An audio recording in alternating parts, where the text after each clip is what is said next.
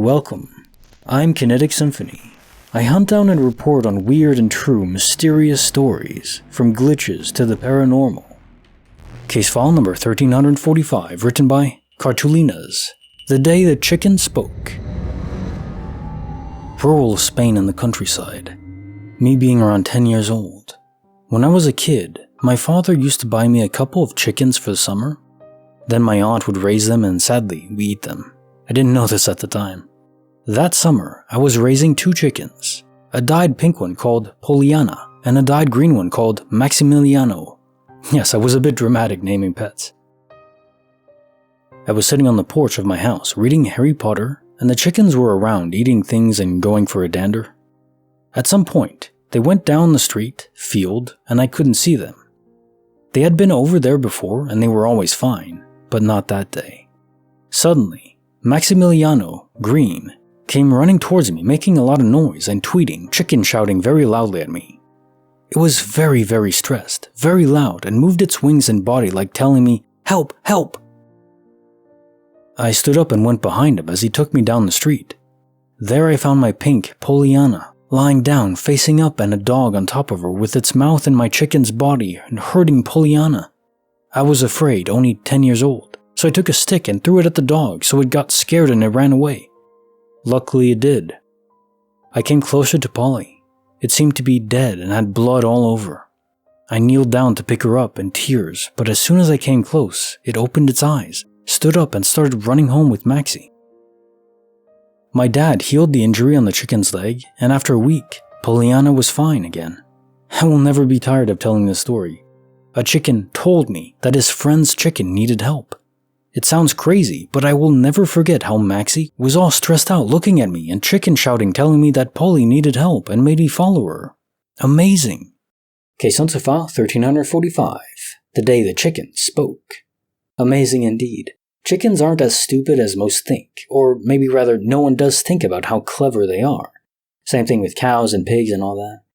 An afterthought at best. But humans can occasionally receive bursts of knowledge from the beyond. Can chickens too? It's all down to that soul, in my opinion. It's the interface enabling that ability, receiving that boost. And I think that animals have it. Maybe not insects. There's a crossover point where I don't know where a soul is instilled in a being, but I think that animals do have it. And in this case, that's exactly what was needed. Maximiliano, to save Poliana. I love the names. Case file number 1346, written by Time Lost, Anxiety Gone. In my early 20s, I had a lot going on in my life. I had left school, had started a new career, was engaged to my high school sweetheart, and my anxiety was building up. This was in the mid-80s, and I wore a watch. It was a gold Timex analog watch that my father gave to me. I always set the watch on my bedside table before going to sleep.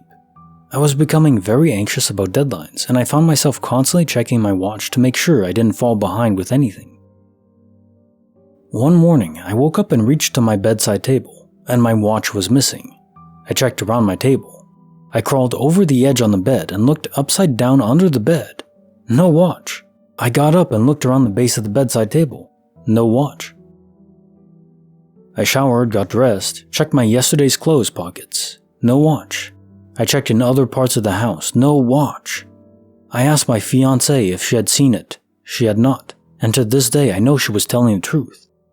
The strange thing is that this morning was the morning of my first day feeling like all the anxiety was lifted from me. I felt 100% better about everything, and my stress levels were even better than they had ever been before. I never ever found the watch, and I've never worn one since. Case on file 1346. Time lost, anxiety gone. The watch somehow was holding or causing a cloud of anxiety over you. So if cursed objects exist at all, this would be an excellent representation of the effect. An item, an object imbued with negative energy, which could manifest in some people as anger, others in fear, and for you, anxiety. It wouldn't manifest evenly for everyone, in my opinion. Case file number 1347, written by DinkinFlicka. The Quantum Tomato. So, about 2 years ago now, I was going out doing errands with my mom, pretty normal. We stopped at a fruit and veggie market and were doing some shopping when we stopped at the tomatoes. I noticed a particularly large and deformed tomato, so naturally, I pick it up for further inspection. I turn this tomato around, and underneath is this really gross looking rotten spot. It's all green and mushy. I put it back down and we pay and leave. Now this is where it gets really weird. We make a last stop at the grocery store before going home for some other items, and while walking through the produce section, I noticed in the pile of tomatoes an eerily similar looking one to the monster I had picked up at the market. I had this super odd feeling come over me, almost like déjà vu. I picked up this new tomato and I swear to you it was the exact same tomato, same large size and deformity and the gross rotten underbelly. My mom thought I was insane and brushed it off because I was freaking out about this interdimensional tomato. This sounds so stupid as I'm typing it out, but I swear I picked up the same tomato in 2 different places within the span of an hour. Case answer file 1347. The quantum tomato. Not as wild as you might think. Whole people and cars are ported around the world all the time, usually in a more localized distance, which fits here, wasn't too far between stores. My guess is it wasn't just the singular rotten tomato that was ported over though, but a whole bunch of them that were in the same pile. You just didn't notice the others since they had no distinguishing features. And I do believe it was a porting event because in all my life, going to stores, looking for tomatoes or other fruit, sometimes there's rotten stuff, but it's extremely rare, and I don't think you'd find exactly two identical rotten tomatoes in different stores. That's very unlikely to me. Bonus file written by Izki117, The War Memorial Mystery. Several months ago, I had finally passed my motorcycle test and had taken to riding everywhere in my city. At the time, I was on my little 250 Ninja and found that one of my favorite routes was riding from the hills into the city and through Kings Park in Perth. Nothing seemed out of place and the night was warm. Kings Park has winding roads everywhere and lots of war memorials. It's not lit by lights in most areas, so it becomes pitch black. As I was riding through a dark area around 12ish at night, I turned on my high beams. It's about 40 kilometers an hour through the park. As I rounded a bend, I noticed a man standing against a tree. Since I didn't want to blind the poor bastard, I turned my high beams down. In that split second of doing that, the dude disappeared. I had to do a double take. Was I imagining that crap? I stopped my bike and looked over. Nobody was there. No bark on the tree to show a silhouette of a man. No bush close by, too. I noped out of there quickly as. What I find most bizarre about the experience is that at the base of these trees, there is a small plaque that commemorates the life of a fallen soldier in the war. Had I seen the spirit of that fallen soldier? I don't really believe in ghosts, but I'll stand by what I saw, and I certainly don't take late rides through Kings Park alone anymore. Case notes for the bonus file, The War Memorial Mystery. Spirits are bound to specific locations and patterns. If a soldier died overseas, their spirit would be rooted over there.